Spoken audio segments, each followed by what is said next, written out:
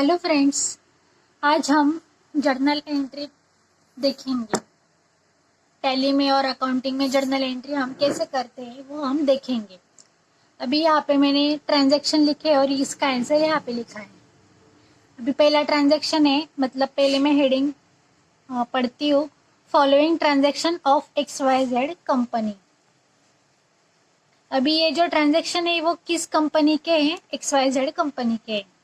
अभी पहला ट्रांजैक्शन है, mister XYZ started business with capital of ₹9 lakh. मतलब XYZ ने बिजनेस स्टार्ट किया,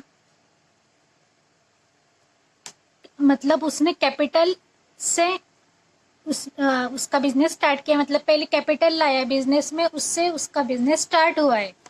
अभी ये क्या है? 9 लाख, ये कैश है। ये जो 9 लाख है वो क्या है? वो कैश है। उसने वो कैश बिजनेस में लाया और उस बिजनेस में कैश लाने के बाद उससे वो कैपिटल, उसने बिजनेस का जो भी वो कैपिटल है, जो भी बिजनेस में सामान लगने वाला है, वो उसने लाया और बिजनेस स्टार्ट किया। तो फिर अभी बिजनेस में क्या आई है? पहले कैश आई है, 9 लाख रुपीस कैश आई है।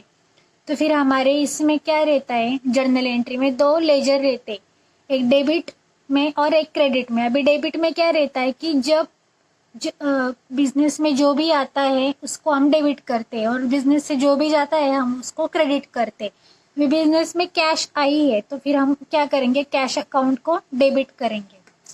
मतलब अभी समझो, मैं आपको लिख के देती हूँ एक एग्जांपल। आज हम एक ही देखेंगे, एक एग्जांपल। अभी बिजनेस में क्या आई है? कैश आई है, इसको हम डेबिट करेंगे। अभी अकाउंटिंग में डबल एंट्री सिस्टम के हिसाब से 2 लेजर रहते, एक डेबिट को एक क्रेडिट को। अमाउंट तो सेम ही रहती है, 9 लाख रुपए 9 लाख रुपए, क्योंकि ऐसा नहीं कि डेबिट को 9 लाख और क्रेडिट को 10 लाख, ऐसा नहीं होगा कभी। डेबिट को जितनी अमाउंट है उतनी अमाउंट क्रेडिट को रहेंगी। ओके, अभी कैश बिजनेस में आई है 9 लाख रुपीज, तो फिर हम डेबिट 9 लाख रुपीज करेंगे। और अभी डेबिट तो मिल गया, अभी क्रेडिट भी चाहिए, तभी जर्नल एंट्री कंप्लीट होती है। अभी बिजनेस स्टार्ट हुआ है और बिजनेस स्टार्ट किस से हुआ है? बिजनेस में कैपिटल आया इसलिए वो बिजनेस स्टार्ट हुआ। तो फिर जब हम पहली एंट्री करते हैं बिजनेस स्टार्ट की, तो फिर ऐसी एंट्री होती है, कैश को हम डेबिट करते हैं और कैपिटल को हम क्रेडिट करते हैं।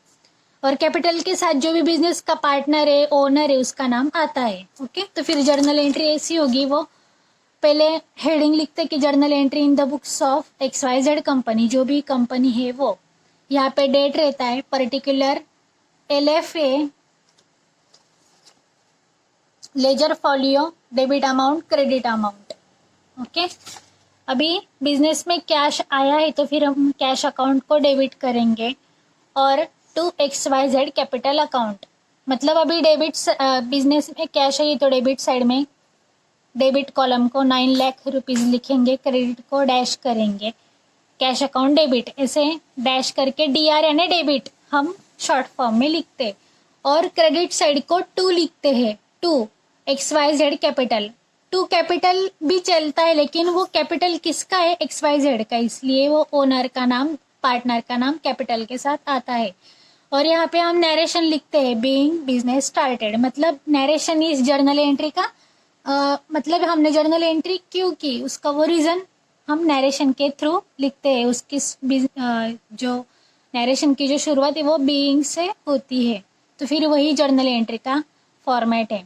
Date, particular, debit amount, credit amount. Debit में पहले debit side cash account debit to XYZ capital account 9 lakh rupees 9 lakh रुपये बीइंग बिजनेस स्टार्टेड, बस।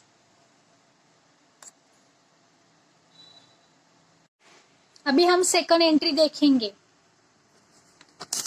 सेकंड एंट्री क्या है? Current account open into SBI depositing cash ₹4,000।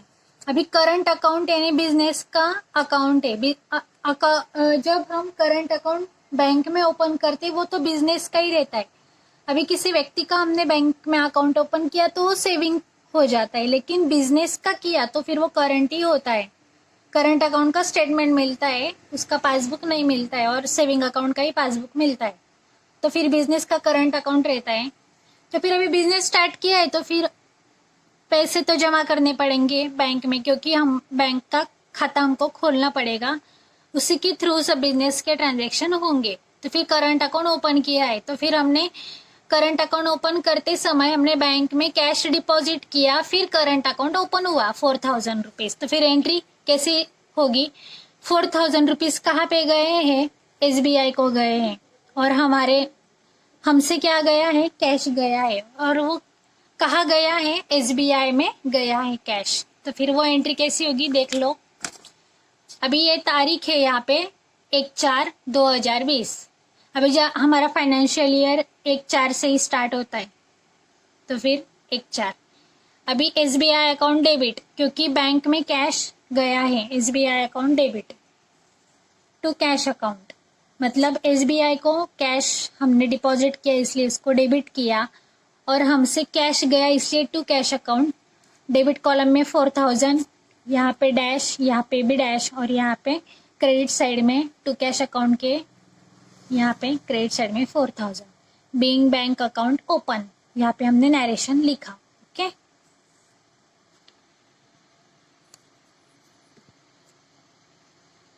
अभी हम थर्ड एंट्री पढ़ेंगे।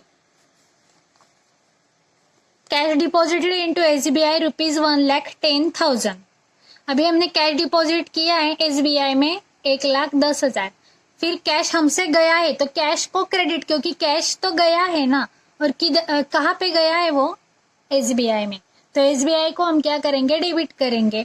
और कैश, क्योंकि SBI को कैश मिला है इसलिए SBI को डेबिट, और कैश हमसे गई है इसलिए इसको क्रेडिट। तो फिर एंट्री कैसे आएगी देखो। SBI account debit to cash account 1,10,000, 1,10,000। Debit column में 1,10,000, क्रेडिट में 1,10,000। Being cash deposited into SBI, मतलब हमने नरेशन यहाँ पे लिखा है 1/4 को, यहाँ पे डेट लिखा, और SBI account debit to cash account being cash deposited into SBI 1,10,000, 1,10,000। Okay, अभी आगे की एंट्री 2/4 की entry. Cash withdraw from SBI rupees 9,000। अभी विड्रॉ यानी हमने कैश निकाला है, मतलब हमारे पास कैश आया है। कहाँ से आया? SBI से आया। कितना आया? 9,000 आया। ओके, तो फिर कैश आया है इसलिए कैश को क्या किया हमने? Cash account debit. Okay, cash account debit to SBI account, मतलब कैश आया 9,000, डेबिट कॉलम में 9,000 लिखा, यहाँ पे डैश किया।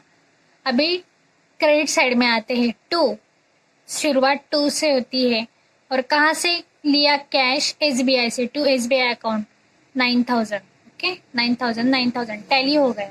ऐसा नहीं कि यहाँ पे 9,000 यहाँ पे 10,000, ऐसा नहीं चलता है। यहाँ पे जितना अमाउंट उतना ही क्रेडिट साइड में अमाउंट आता है। ओके, आगे की एंट्री हम अगले पार्ट में देखेंगे।